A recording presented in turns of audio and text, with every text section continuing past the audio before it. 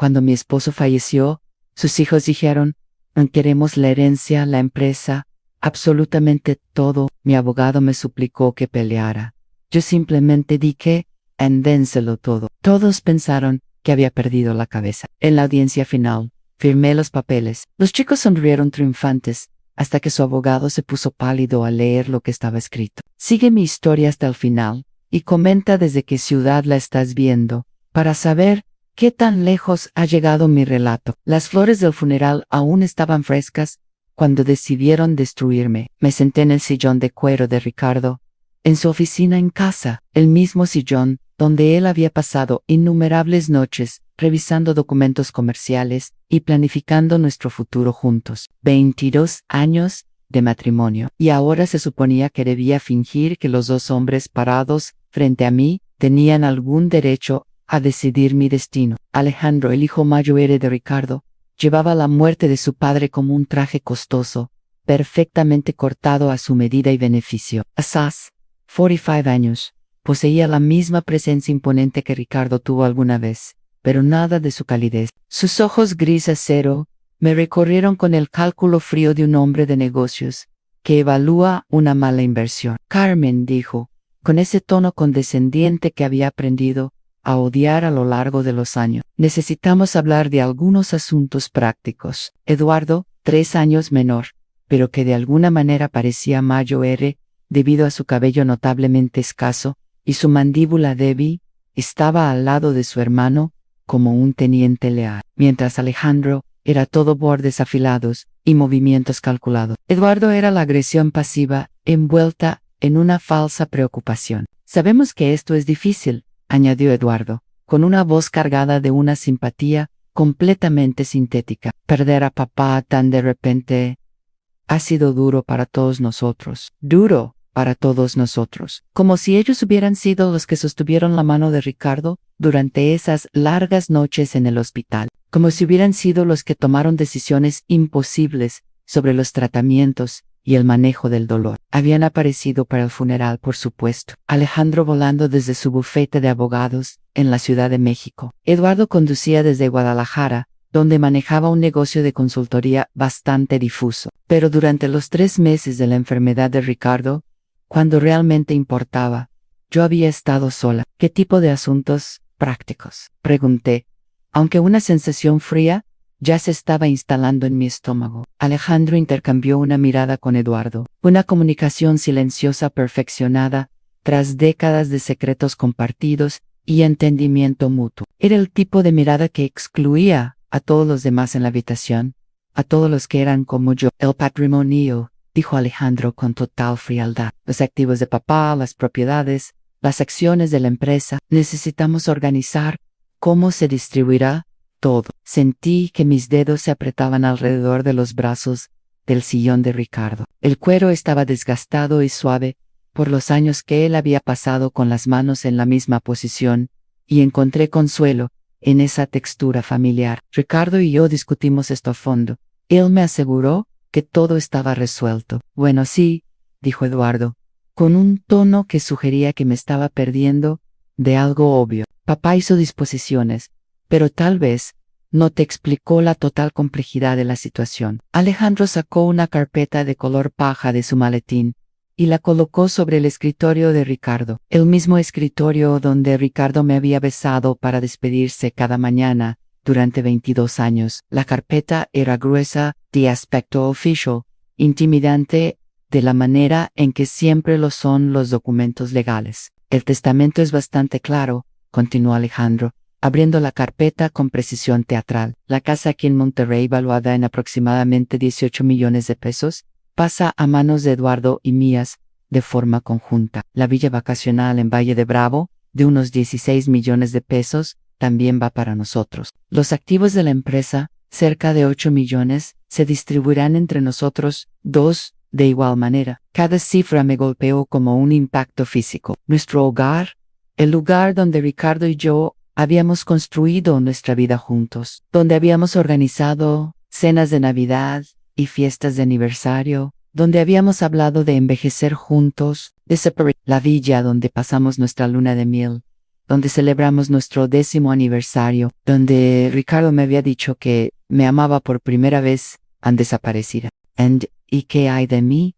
Pregunté en voz baja. Eduardo se movió incómodo, pero la expresión de Alejandro se mantuvo inalterable. Bueno, naturalmente, está la póliza de seguro de vida, 4 millones de pesos. Eso debería ser más que suficiente para tus necesidades de ahora en adelante. 4 millones de pesos para una mujer de 63 años que había renunciado a su carrera para apoyar a la familia de su esposo. Para alguien que había pasado las últimas 2 décadas administrando el hogar de Ricardo, atendiendo a sus socios comerciales y cuidándolo durante su enfermedad. 4 millones para empezar de nuevo. Ya veo, dije, aunque en realidad no veía nada. Esto no podía estar bien. Ricardo me había prometido que estaría protegida, que nunca tendría que preocuparme por la seguridad o la estabilidad. No es nada personal, Carmen, dijo Eduardo, y la falsa gentileza en su voz me revolvió el estómago. Es solo que papá siempre tuvo la intención de que los bienes familiares permanecieran dentro del linaje de sangre. ¿Lo entiendes? Linaje de sangre. Como si los 22 años que pasé como esposa de Ricardo, como madrastra de Alejandro y Eduardo, no significaran nada. Como si el amor y el compromiso fueran de alguna manera menos válidos que la genética. Por supuesto, añadió Alejandro, no somos desalmados. Puedes quedarte en la casa por 30 días mientras haces tus arreglos. Creemos que eso es más que justo.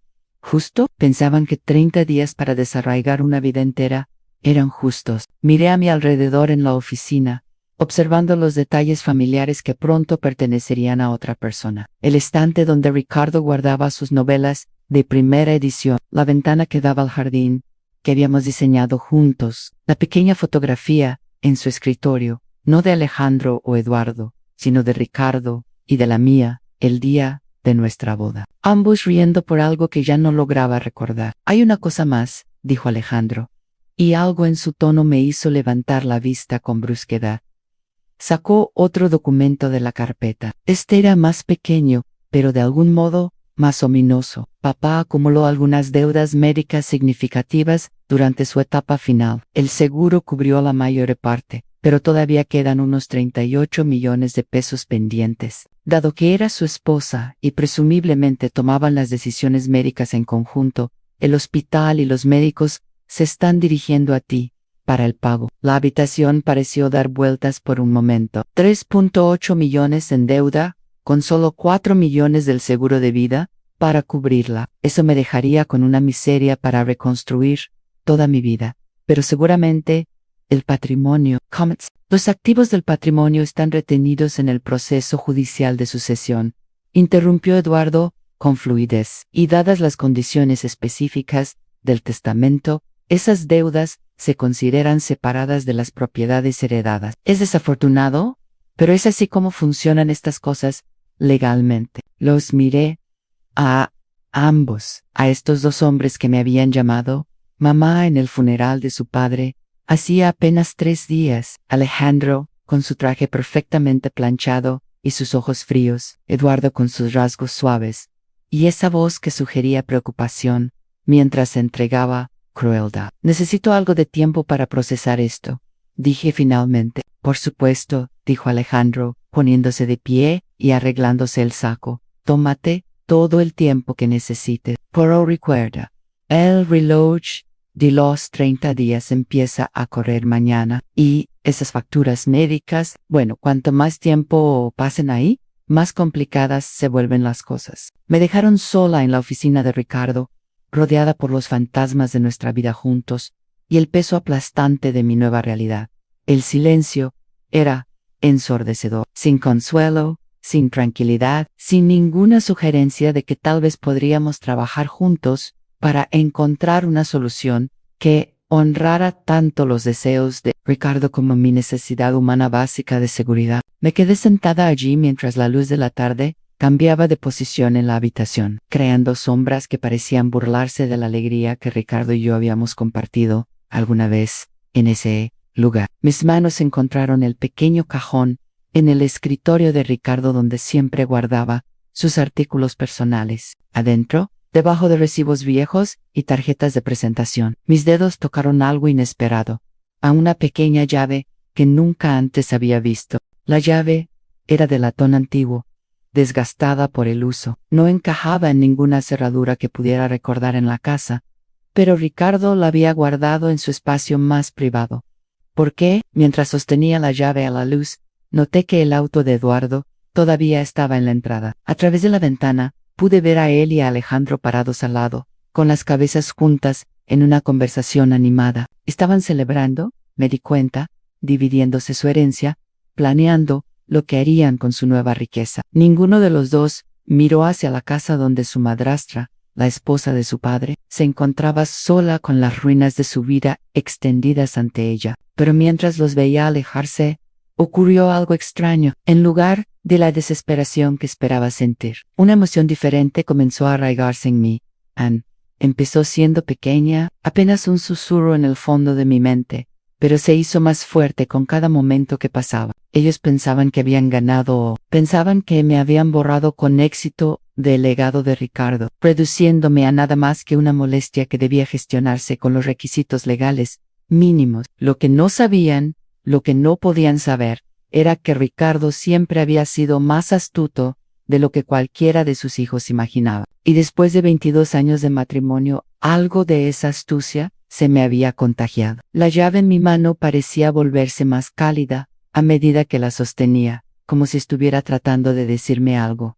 Mañana descubriría qué cerradura habría. Esta noche dejaría que Alejandro y Eduardo disfrutaran de su victoria. Martín Mendoza había sido el abogado de Ricardo durante 15 años, y en todo ese tiempo nunca lo había visto lucir tan incómodo como cuando se sentó frente a mí en su oficina del centro. Su compostura, usualmente perfecta, estaba agrietada, revelando al hombre preocupado debajo de la fachada profesional. Carmen dijo, quitándose las gafas y limpiándolas por tercera vez, en 10 minutos, tengo que aconsejarte en los términos más enérgicos posibles.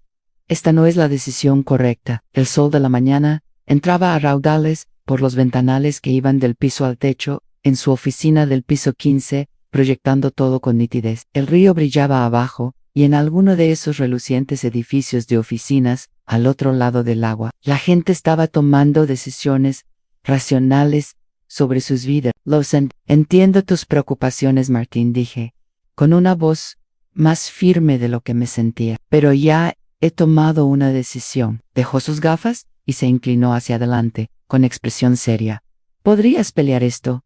En el testamento hay irregularidades, dudas sobre el estado mental de Ricardo durante la última revisión. Podríamos impugnarlo, retrasar el juicio de sucesión, obligar a Alejandro y a Eduardo a negociar. Había pasado la noche en vela leyendo y volviendo a leer los documentos que Alejandro me había dejado, tratando de entender cómo mi Ricardo, pudo haber borradome de nuestra vida compartida de forma tan completa. El lenguaje era frío, clínico, reduciendo 22 años de matrimonio a unos pocos párrafos sobre una provisión adecuada y acuerdos apropiados. ¿Cuánto tiempo tomaría una impugnación? Pregunté. Meses, posiblemente años. Pero Carmen, tendrías una oportunidad real. Conozco a Ricardo y este testamento no encaja con el hombre que conocí. El hombre que hablaba de ti con tanto amor y respeto. Amor y respeto. Había imaginado todas esas conversaciones en las que Ricardo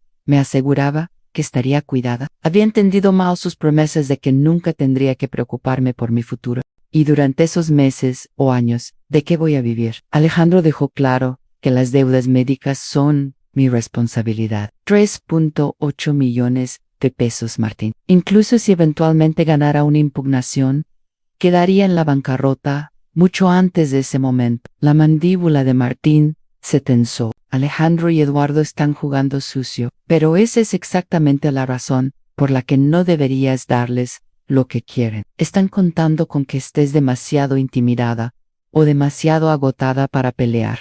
Tenía razón, por supuesto. Cada uno de mis instintos gritaba que esto estaba mal, que Ricardo no había tenido la intención de dejarme casi sin nada, mientras sus hijos heredaban millones. Pero los instintos no pagaban las facturas médicas, ni me daban un techo donde vivir. ¿Y si simplemente les doy todo lo que quieren? Pregunté en voz baja. Martín parpadeó. Disculpa, ¿Cómo? ¿Qué pasa si firmo los papeles que necesiten? Transfiero todos los reclamos de las propiedades y me alejo limpiamente. ¿Qué tan rápido se podría hacer eso? Carmen, no puedes hablar en serio. Estarías renunciando a tus derechos legales de impugnación. ¿Qué tan rápido, Martín? Me miró fijamente durante un largo momento, dejando caer su máscara profesional para revelar una preocupación genuina. Si renuncias a todos los reclamos y firmas las liberaciones correspondientes. Una semana, tal vez 2, pero ¿por qué considerarías eso siquiera? Volví a mirar hacia el río, observando un pequeño barco navegar contra la corriente. El capitán del barco parecía saber exactamente a dónde iba, siguiendo algún mapa invisible que lo guiaba de forma segura a su destino. Porque pelear me destruiría, dije, finalmente. Incluso si ganara, sería una persona diferente al final de todo, amargada, agotada, en la ruina. Tal vez sea mejor aceptar lo que se ofrece y construir algo nuevo. Martín se reclinó en su silla, estudiándome con esa intensa concentración que lo había convertido en uno de los abogados más exitosos de la ciudad. Carmen, en 30 años de práctica, nunca he tenido un cliente que renuncie voluntariamente a una herencia millonaria. Tiene que haber algo que me estoy perdiendo aquí. Había algo que se estaba perdiendo, pero yo no podía explicárselo. No podía explicarle la certeza que había crecido en mí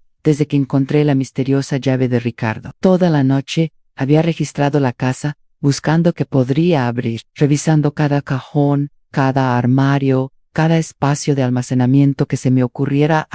Nada. Pero la llave se sentía importante. Se sentía como Ricardo intentando comunicarse conmigo desde el más allá. Tal vez solo estoy cansada, dije. ¿Cansada de pelear? ¿Cansada de ser vista como la madrastra codiciosa que quiere robar la herencia de los hijos? Tal vez sea más fácil dejar que tengan lo que creen que se merecen. ¿Lo que creen que se merecen?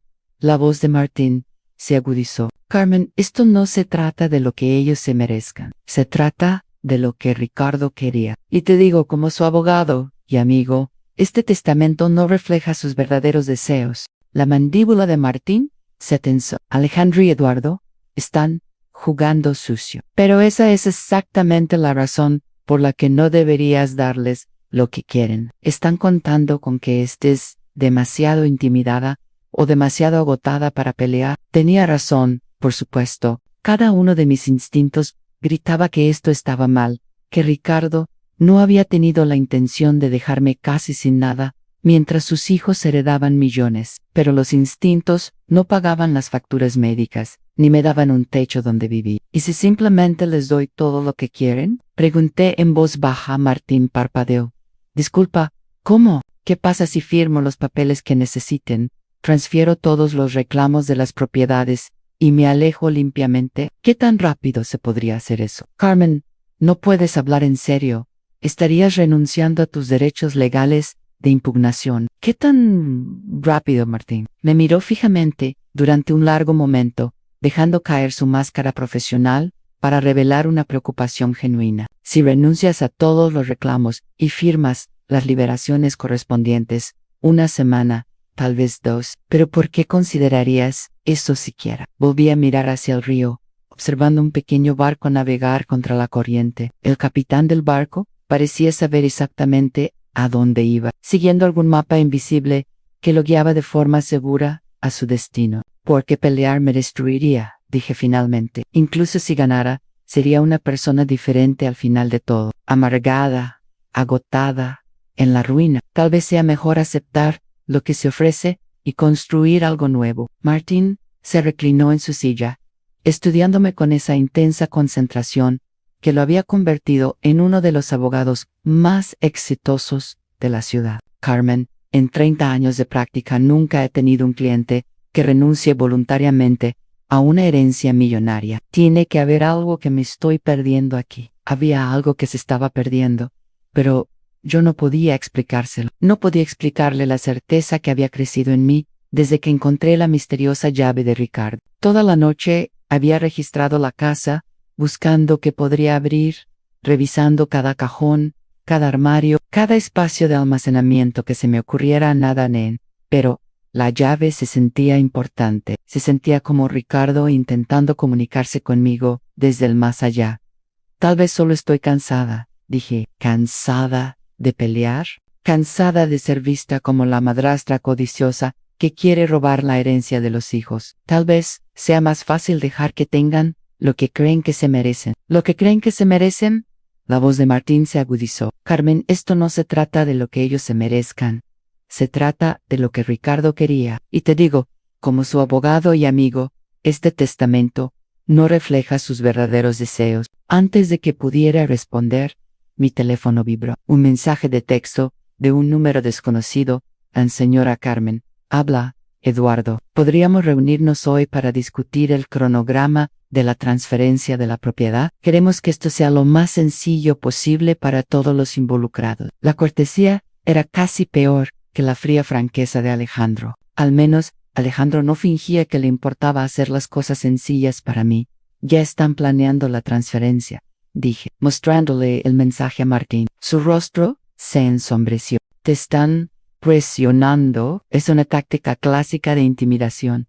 Carmen, te ruego que lo reconsideres. Tómate un tiempo para vivir el duelo, para procesar lo que has perdido. No tomes decisiones irreversibles mientras estás en estado de shock. Pero yo ya no estaba en shock. El entumecimiento que me había acompañado durante la enfermedad y muerte de Ricardo se estaba disipando, reemplazado por algo que se sentía casi como claridad. No podía pelear contra Alejandro y Eduardo con sus abogados, su arrogancia y su conocimiento íntimo de los asuntos comerciales de Ricardo. Pero tal vez no necesitaba pelear contra ellos directamente. Si fuera a firmar los papeles, dije lentamente, ¿a qué estaría renunciando exactamente? Martín suspiró profundamente, reconociendo la derrota. A todos los reclamos sobre la residencia principal, la propiedad de Valle de Bravo, los activos de la empresa, cualquier cuenta conjunta o de inversión. Solo conservarías el pago del seguro de vida y cualquier propiedad personal que fuera específicamente tuya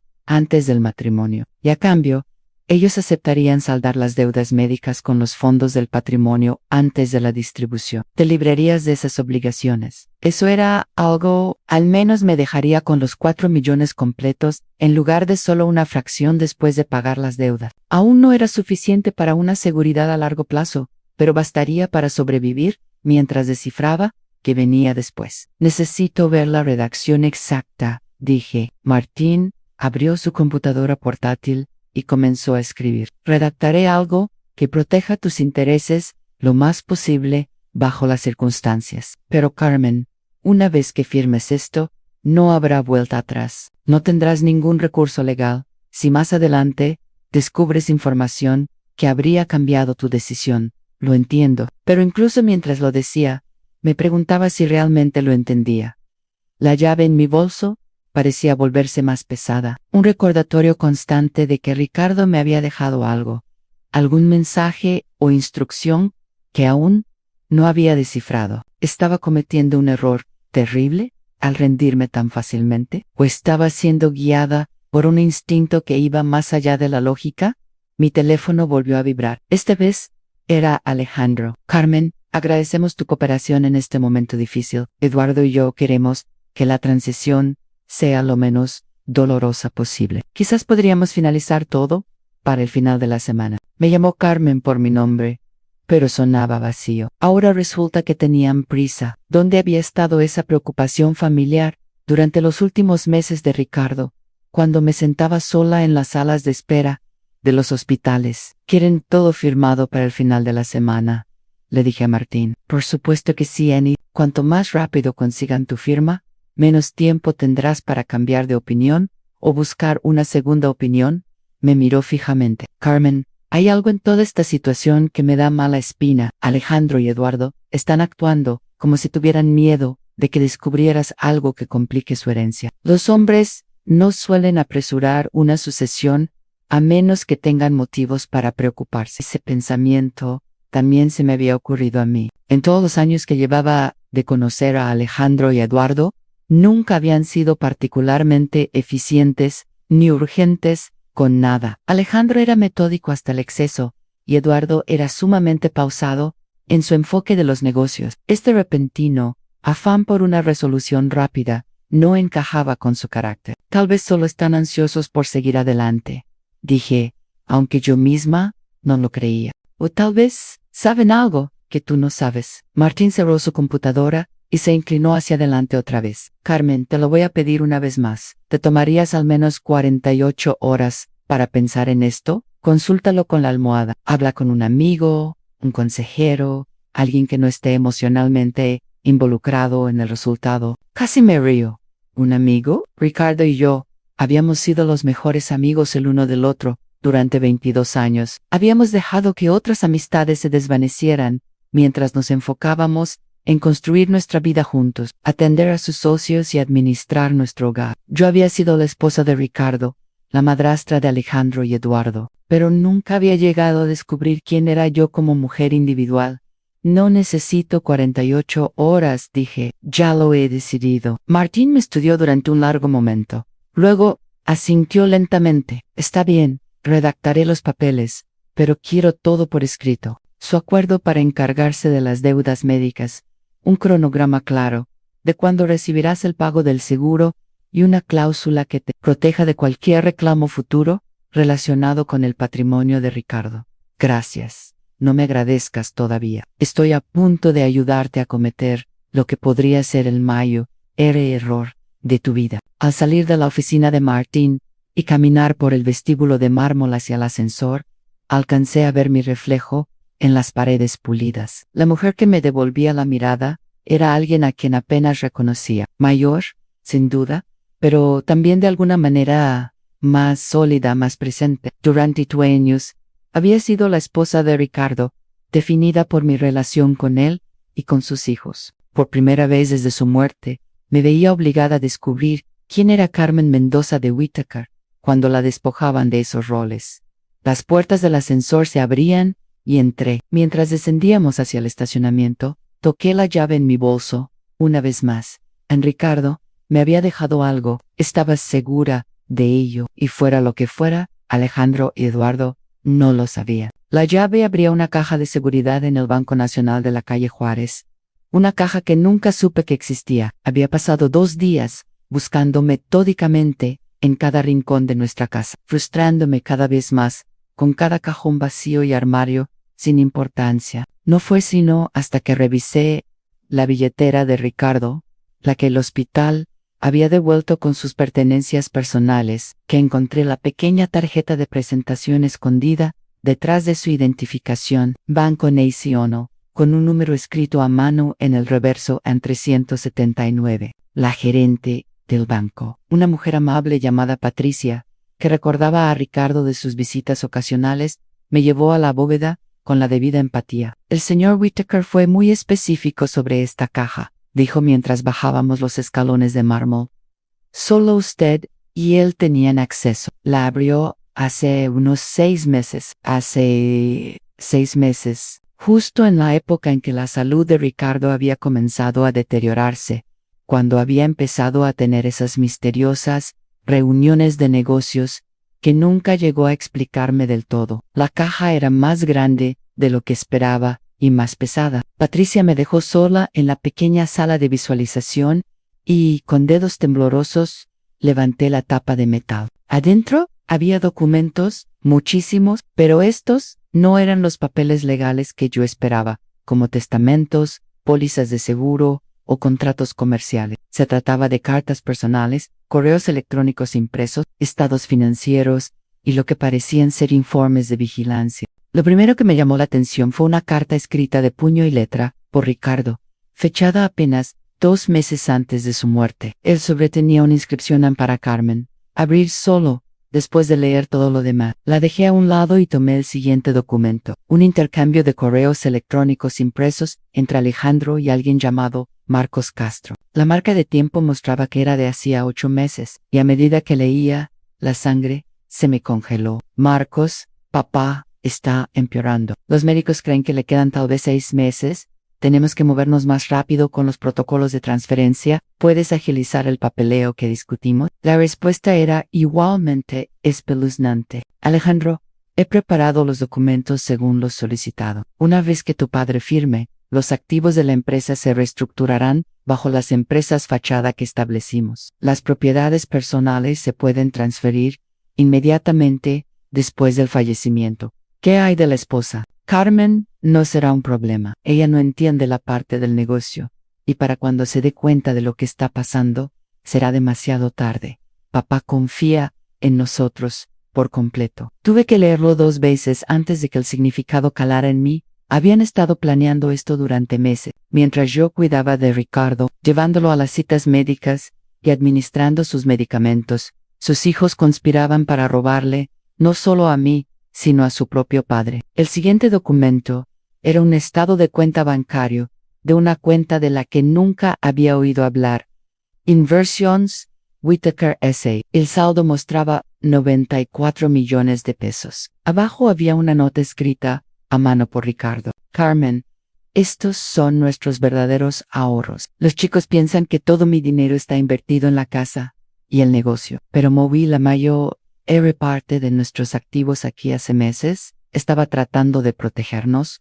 94 millones de pesos. No éramos de clase media, ni mucho menos vulnerables. Ricardo había sido silenciosamente rico, y Alejandro y Eduardo habían estado intentando robarle a su padre moribundo. Me temblaban las manos mientras tomaba el siguiente artículo. Una carpeta etiquetada como Investigación Privada Confidential. Adentro había fotografía, registros financieros y un informe resumido de alguien llamado Santiago Mitre, investigador privado certificado. Las fotos mostraban a Alejandro entrando y saliendo de lo que parecía ser un casino exclusivo en Las Vegas. Marcas de tiempo indicaban que había hecho múltiples viajes durante el último año, a veces quedándose por varios días. Los registros financieros pintaban un panorama aún más sombrío. Alejandro debía más de 4.5 millones de pesos a varios acreedores, la mayoría relacionados con deudas de juego. El expediente de Eduardo era igual de condenatorio. La investigación había descubierto que su negocio de consultoría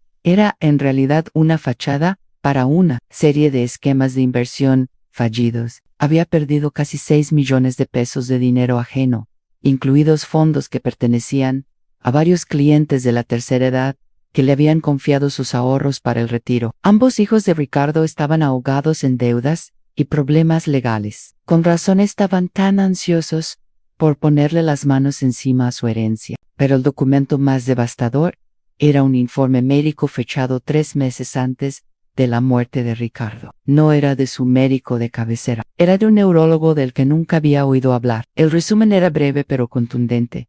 El paciente no muestra signos de deterioro cognitivo ni capacidad disminuida. Las facultades mentales se mantienen agudas y la capacidad de toma de decisiones está intacta. Alejandro y Eduardo habían estado sugiriendo a cualquiera que quisiera escucharlos que la enfermedad de Ricardo estaba afectando su juicio, que no era capaz de tomar decisiones sensatas sobre su patrimonio. Pero este informe demostraba lo contrario. Ricardo había sido completamente competente mentalmente hasta el final. El documento final en la carpeta era una copia de un testamento diferente, no el que Alejandro me había mostrado, sino uno fechado apenas 6 semanas antes de la muerte de Ricardo. Este testamento me lo dejaba todo a mí, con modestos fondos fiduciarios para Alejandro y Eduardo, que se pagarían anualmente, pero a los que no se podría acceder de golpe. Una nota en el margen con la letra de Ricardo decía: original en poder de Mitre y Asociados,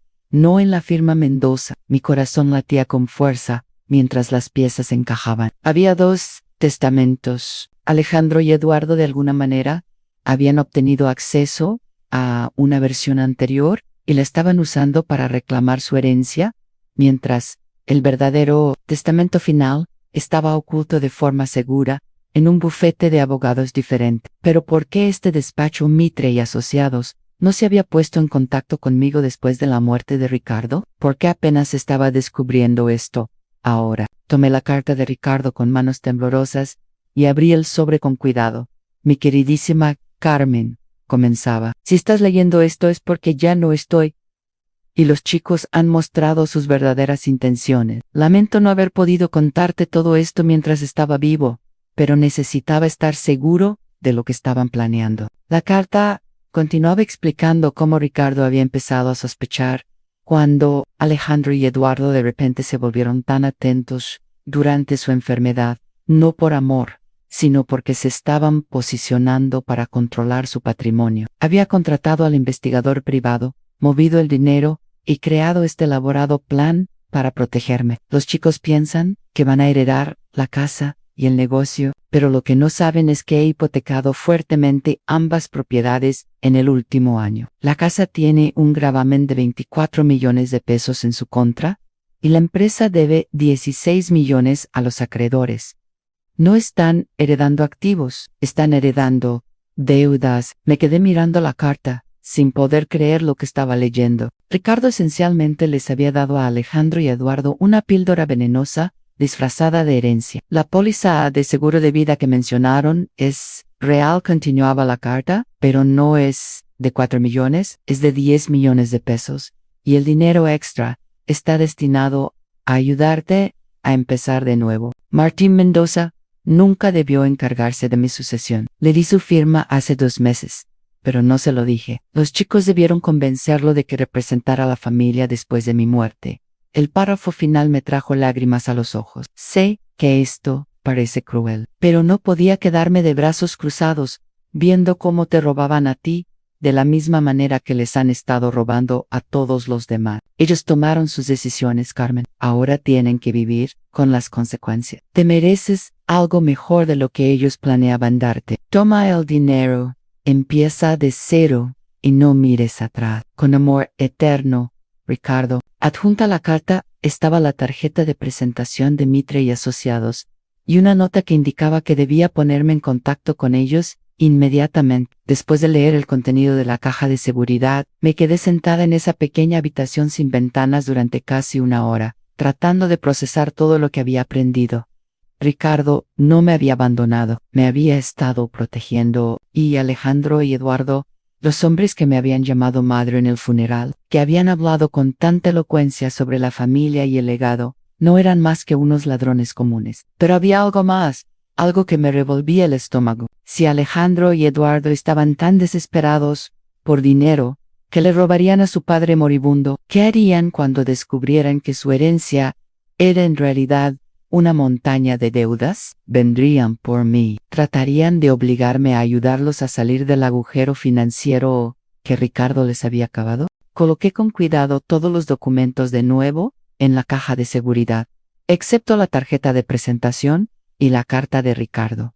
Esos los guardé de forma segura en mi bolso. Mañana llamaría a Mitre y Asociados y descubriría exactamente qué había dispuesto Ricardo. Pero esta noche tenía que soportar una cena con Alejandro y Eduardo, sabiendo lo que ahora sabía sobre ellos. Tenía que sonreír y asentir mientras discutían sus planes para nuestras propiedades, fingiendo que no sabía que estaban a punto de heredar nada más que deudas y problemas legales. Mientras conducía a casa, sonó mi teléfono. Era Eduardo. Carmen dijo, con una voz cálida por el falso afecto, a Beatriz y a mí nos encantaría tenerte a cenar esta noche. Pensamos que sería lindo pasar un tiempo en familia antes de finalizar todos los asuntos legales. Tiempo en familia, que considerados de su parte. Eso suena encantador, dije, sorprendida de lo firme que sonaba mi voz. ¿A qué hora? A las 7, Annie. Carmen. Realmente queremos que sepas cuánto apreciamos la madurez y elegancia con las que estás manejando todo. Papá estaría orgulloso. ¿Papá? Estaría orgulloso. Si Eduardo supiera lo que papá realmente pensaba de sus hijos adictos al juego y ahogados en deudas, mientras colgaba y continuaba conduciendo hacia lo que probablemente sería mi última cena como miembro de la familia Whittaker. Me di cuenta de que algo había cambiado en mí. El dolor y la confusión que había estado cargando desde la muerte de Ricardo seguían allí, pero ahora estaban mezclados con algo más duro y enfocado. Alejandro y Eduardo pensaban que eran muy listos, manipulando a la viuda en duelo, apresurándome a tomar decisiones antes de que pudiera pensar con claridad. No tenían idea de que su padre había estado 10 pasos adelante de ellos todo el tiempo, y ciertamente no tenían idea de que yo también estaba a punto de estar 10 pasos adelante de ellos. La cena iba a ser muy interesante, de verdad. La casa de Eduardo y Beatriz, en un sector exclusivo de San Pedro, Era un monumento al dinero prestado y al éxito falso. Al entrar en su cochera semicircular, no pude evitar notar los nuevos autos de lujo, un BMW y un Mercedes, que claramente costaban más de lo que la mayoría de la gente ganaba en un año. Ahora entendía de dónde venía el dinero. Beatriz abrió la puerta vistiendo un vestido de diseñador que probablemente costaba más que mi presupuesto mensual para comestibles. A sus 38 años, había perfeccionado el arte de lucir costosa de mantener, luces en el cabello que costaban una fortuna cada 8 semanas, uñas que requerían retoques semanales, joyería que brillaba con el tipo de piedras que venían con cláusulas de seguro integradas.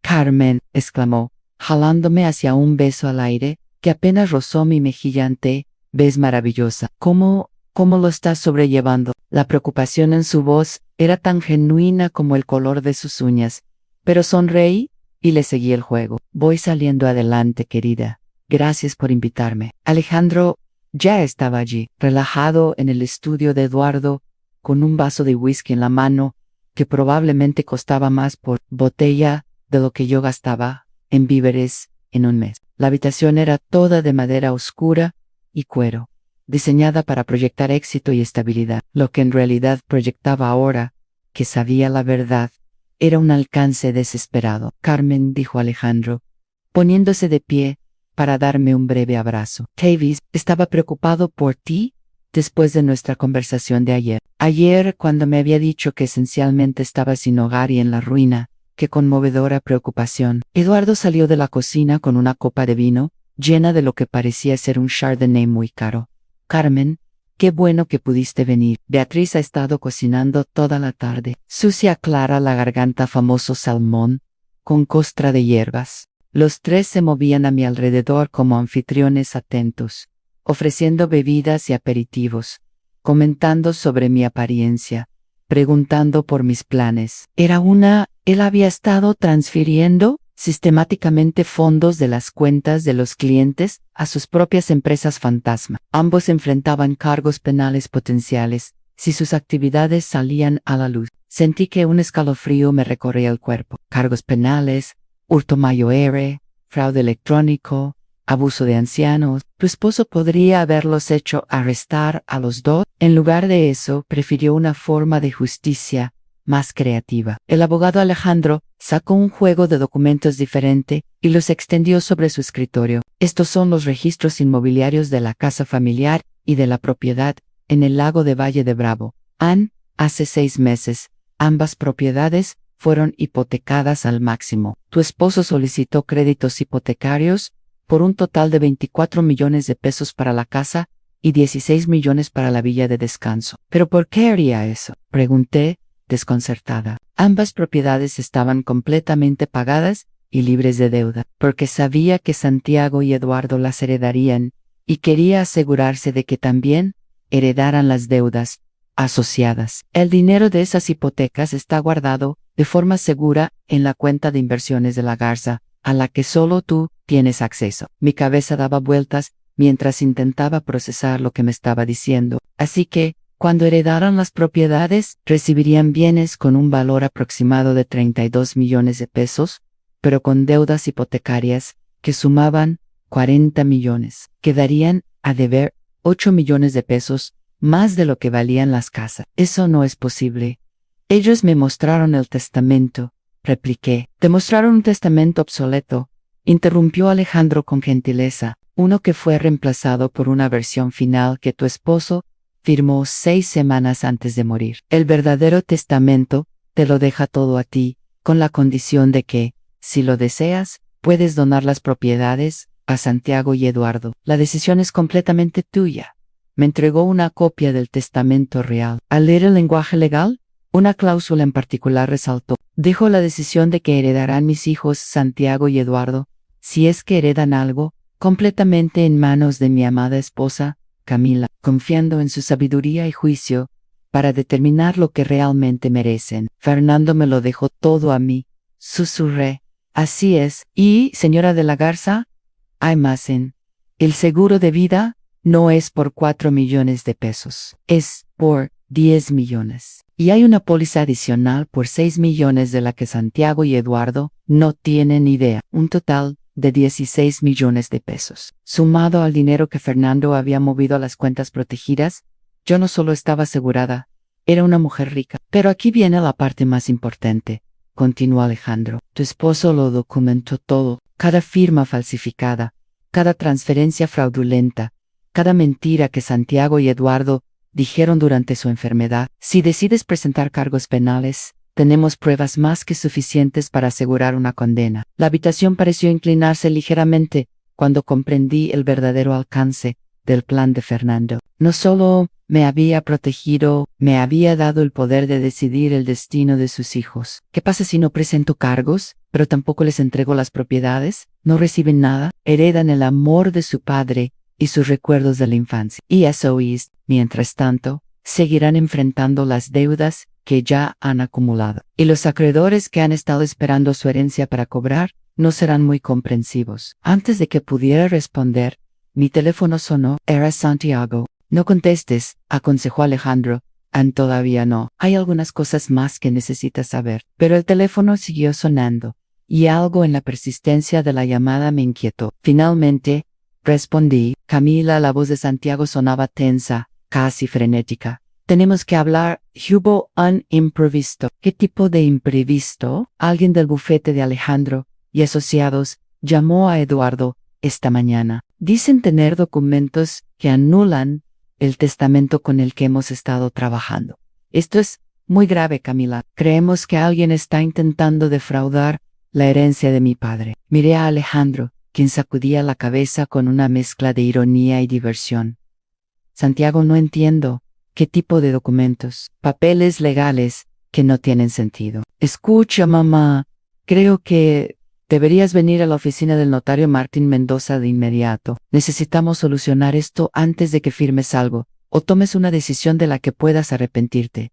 La urgencia en su voz lo decía todo. Habían descubierto que no iban a heredar lo que pensaban, y estaban en pánico. Estaré allí en 1 hora, dije, y colgué. Alejandro se reclinó en su silla. Bueno, señora de la Garza, ha llegado el momento de la verdad. ¿Qué quiere hacer? Me quedé mirando los documentos extendidos sobre el escritorio, la evidencia de años de manipulación y robo, la prueba de la cuidadosa planificación de Fernando y la base legal para cualquier decisión que tomara a continuación. Quiero entender algo, dije despacio. Si les entrego las propiedades con las hipotecas, están obligados legalmente a pagar esas deudas. Absolutamente. Las hipotecas se transfieren con las propiedades. Tendrían 30 días para refinanciar, asumir los préstamos o enfrentar el remate bancario. Y dadas sus deudas actuales y sus problemas de buró de crédito, ningún banco les refinanciará nada. Perderían las propiedades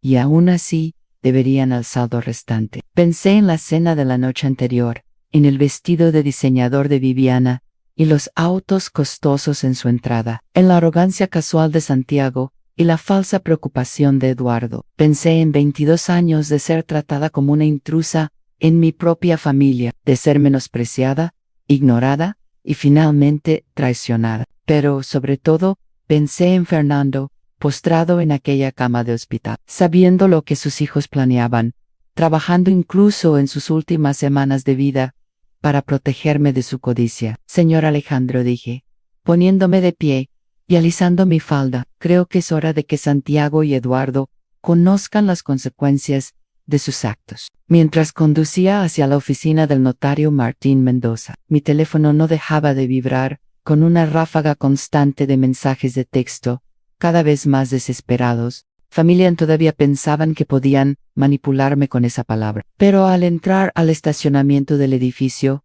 me di cuenta de que algo había cambiado profundamente. Por primera vez en 22 ya largos años. No iba a una reunión como la sumisa esposa de Fernando o la madrastra condescendiente de Santiago y Eduardo. Entraba como Camila de la Garza, una mujer con más de 100 millones de pesos en resguardo, documentación legal completa de los delitos de sus hijastros, y el poder absoluto de decidir su futuro. La viuda asustada, y en duelo que ellos creían estar manipulando, ya no existía. En su lugar había alguien mucho más peligroso, una mujer que no tenía nada que perder, y todo por ganar. La sala de juntas del bufete Mendoza y Asociados nunca se había sentido tan pequeña. Santiago y Eduardo se sentaban a un lado de la mesa de caoba pulida, con los rostros pálidos pero decididos. El notario Martín Mendoza ocupaba la cabecera, luciendo más incómodo de lo que jamás lo había visto. Alejandro se sentó a mi lado, con un maletín grueso a los pies y la calma de un hombre que sabe que tiene todas las cartas ganadoras. Camila, comenzó Santiago antes de que nadie pudiera hablar. Qué bueno que estás aquí. Toda esta situación se ha vuelto muy confusa y necesitamos aclarar algunos malentendidos. ¿Qué tipo de malentendidos?, pregunté, acomodándome en mi silla y cruzando las manos con calma sobre mi regazo. Eduardo intervino de inmediato, con una voz tensa impregnada de una falsa preocupación. Alguien ha estado difundiendo información falsa sobre los bienes de papá. Hablan de un testamento diferente, de cuentas ocultas, cosas que simplemente no tienen lógica. Nos preocupa que gente sin escrúpulos intente aprovecharse de tu luto. El notario Martín Mendoza se aclaró la garganta. Camila, debo admitir que yo también estoy confundido. El licenciado Alejandro afirma tener documentos que invalidan el testamento con el que he estado trabajando. Pero Fernando nunca mencionó cambiar de abogado, ni crear nuevas disposiciones hereditarias. Eso es porque Fernando ya no confiaba en usted, dije en voz baja. La habitación quedó en un silencio sepulcral. El rostro del notario se encendió en un tono rojo brillante, mientras Santiago y Eduardo intercambiaban una mirada de puro pánico. Disculpa, tío Martin. Abrí mi bolso y saqué la carta de Fernando, la que había encontrado en la caja de seguridad. Fernando descubrió que alguien en su despacho les estaba filtrando información sobre su planificación patrimonial. A Santiago y a Eduardo no podía estar seguro de si era usted personalmente o alguien de su personal, así que decidió llevar sus asuntos a otra parte. Eso es imposible, dijo Santiago rápidamente. Papá confiaba en Martín plenamente. ¿Sí? Miré directamente a Santiago, disfrutando de cómo su fachada de seguridad comenzaba a desmoronarse. Entonces, ¿por qué contrató en secreto a un investigador privado hace 8 meses para revisar sus movimientos financieros? ¿Y por qué transfirió casi 100 millones de pesos a cuentas a las que solo yo tengo acceso? Eduardo ahogó un gemido.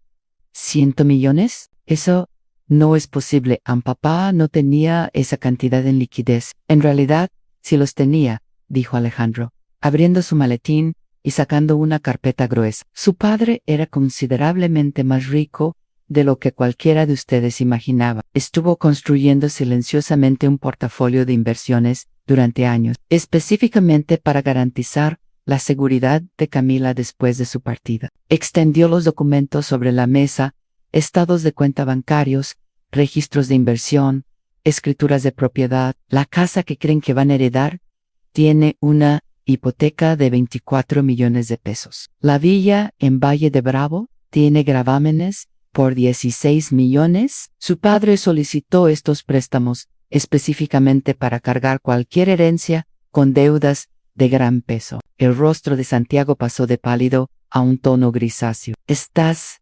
mintiendo. Me temo que no, continuó Alejandro con calma. Su padre documentó todo con mucha precisión, incluyendo tus deudas de juego, Santiago, que ascienden a más de 4.5 millones de pesos con varios prestamistas, y los esquemas de inversión fraudulentos de Eduardo, que les han costado a sus clientes casi 6 millones de pesos. Esto es un acoso, dijo Eduardo con la voz quebrada. No pueden probar nada de esto. Alejandro sonrió y sacó otra carpeta. De hecho, registros bancarios que muestran firmas falsificadas en documentos de préstamos, historiales de transferencias electrónicas que prueban malversación de fondos, conversaciones telefónicas grabadas donde ambos discutían cómo manipular los bienes de su padre mientras él agonizaba en el hospital. La temperatura en la habitación pareció caer bajo cero. El notario Martín Mendoza contemplaba los documentos con la expresión horrorizada de un hombre que se da cuenta de que ha sido utilizado por completo. Camila, dijo Santiago, con una voz que ya reflejaba una desesperación abierta. Seguro que no crees en estas calumnias. Somos familia. Te queremos, familia. Repetí, de la misma forma en que me quisieron cuando me dijeron que heredaría una miseria después de 22 años de matrimonio, de la misma forma en que me quisieron cuando me dieron 30 días para buscar otro lugar donde vivir. Viviana, que había permanecido en silencio hasta ese momento, habló de repente. Todo esto es solo un malentendido. Podemos solucionarlo. Podemos hacer ajustes. En realidad, interrumpí, no hay nada que solucionar. El verdadero testamento, el único legalmente vinculante, me lo deja todo a mí, a la decisión de que heredarán Santiago y Eduardo. Si es que heredan algo, es enteramente mía. Metí la mano en mi bolso y saqué otro documento. Esta es una escritura de donación que hice preparar esta mañana. Les estoy dando exactamente lo que ustedes intentaron darme a mí.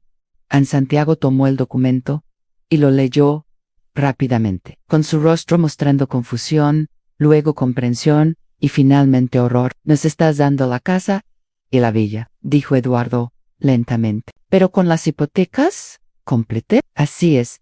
Serán dueños de propiedades con un valor de 32 millones de pesos, pero con deudas asociadas de 40 millones. Eso los deja con un saldo negativo de 8 millones de pesos, lo cual me parece muy adecuado, dadas sus dificultades financieras actuales. No puedes hacer esto, dijo Santiago, pero su voz ya carecía de fuerza. Por supuesto que puedo. Es exactamente lo que Fernando quería. Deseaba que enfrentaran las consecuencias de sus decisiones. El notario finalmente recuperó el habla. Camila, esto es extremadamente irregular. Quizás deberíamos tomarnos un tiempo para considerar todas las opciones. No, dije con firmeza. Ya lo he considerado todo. Santiago y Eduardo pueden aceptar su herencia, tal como se les ofrece, o pueden marcharse sin nada. Esas son sus únicas opciones. ¿Y si nos negamos?, preguntó Eduardo. Alejandro respondió en mi lugar. Entonces la señora de la Garza presentará cargos penales por abuso de confianza, hurto mayo R y fraude electrónico. Las pruebas son contundentes. Ambos estarían enfrentando una condena considerable en prisión. El silencio se prolongó por lo que parecieron horas. Podía ver la mente de Santiago trabajando, intentando encontrar un ángulo, una forma de negociar o manipular la situación. Eduardo simplemente se veía derrotado. Finalmente, Santiago habló. ¿Qué quieres de nosotros? Quiero que firmen los papeles, aceptando la herencia tal como se ofrece. Quiero que acepten no volver a contactarme nunca más, a menos que sea a través de abogados. Y quiero que entiendan que esto es lo que su padre eligió para ustedes, no por odio, sino porque ustedes lo obligaron. Viviana comenzó a llorar de forma desconsolada.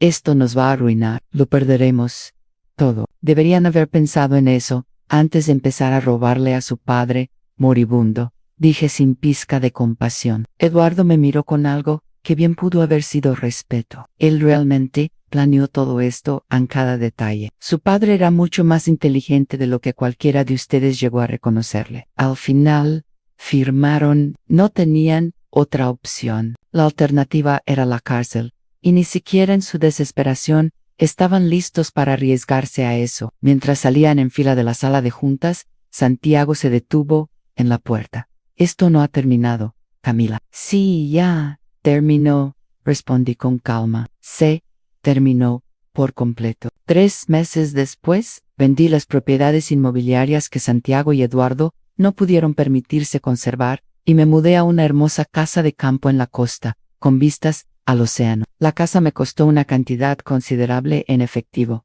pero aún así me dejó con más dinero del que podría gastar en varias vidas. Me enteré por medio de mi abogado de que Santiago se había declarado en bancarrota y asistía a terapia obligatoria, por orden judicial, para tratar su adicción al juego. Eduardo se había mudado de regreso con su madre y trabajaba como gerente nocturno en un hotel cerca del aeropuerto. Viviana le había solicitado el divorcio y se había mudado a otra ciudad con su hermana. A veces, por lo general en las tardes cuando la neblina entra desde el mar, pienso en Fernando y me pregunto si aprobaría cómo resultaron las cosas. Luego recuerdo su carta, su meticulosa planificación, su determinación de protegerme incluso después de la muerte. Y sé que se sentiría profundamente satisfecho. La casa venía con un hermoso jardín que los antiguos dueños habían descuidado. Pasé mis días devolviéndole la vida, plantando rosas como las que Fernando y yo solíamos cultivar juntos, creando huertos de hierbas aromáticas y parterres que florecían en una sucesión cuidadosamente planificada a lo largo del año. Era un trabajo pacífico, gratificante, de una manera que 22 años de complacer las expectativas de otras personas jamás habían sido. Por primera vez en mi vida adulta, no tenía que rendirle cuentas a nadie más que a mí misma. Me uní al club de jardinería local, tomé clases de acuarela en el centro comunitario e incluso comencé a trabajar como voluntaria en el refugio de animales. Placeres sencillos, pero que se sentían revolucionarios después de décadas de vivir mi vida al servicio de las necesidades y deseos de los demás. Una tarde, mientras podaba las rosas en mi jardín delantero, una joven se detuvo junto a la reja. Tendría unos 30 años, con ojos amables y una sonrisa tímida. Disculpe, dijo. Soy Sara, la hija del abogado Alejandro. Él me comentó que tal vez le interesaría conocer algunas oportunidades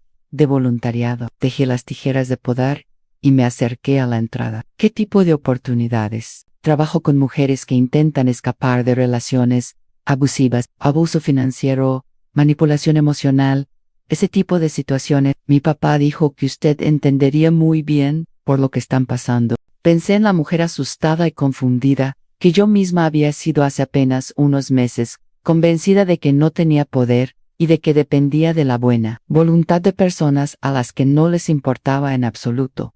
Es muy probable que sí, respondí. Saracen, ¿le gustaría que le contara un poco más sobre lo que hacemos? Mientras hablábamos, me di cuenta de que el último regalo de Fernando, para mí, no había sido solo la seguridad económica. Me había dado algo mucho más valioso, el conocimiento de que era más fuerte de lo que jamás imaginé, más inteligente de lo que nadie me había reconocido, y plenamente capaz de protegerme a mí misma y a otros que necesitaran protección. 2 meses más tarde fundé la Fundación Fernando de la Garza para la Justicia Financiera, que ofrece apoyo legal y educación financiera a víctimas de abuso patrimonial familiar. No era el legado que Santiago y Eduardo habían esperado recibir, pero era exactamente el legado que Fernando habría querido dejar. Ahora, tengo curiosidad por ustedes que escuchan mi historia. ¿Qué habrían hecho en mi lugar? ¿Han pasado una vez por una situación similar? Déjenlo en los comentarios de abajo. Y mientras tanto, les dejo en la pantalla final otras 2 historias que son de las favoritas del canal y que sin duda los van a sorprender. Muchas gracias por vernos hasta el final.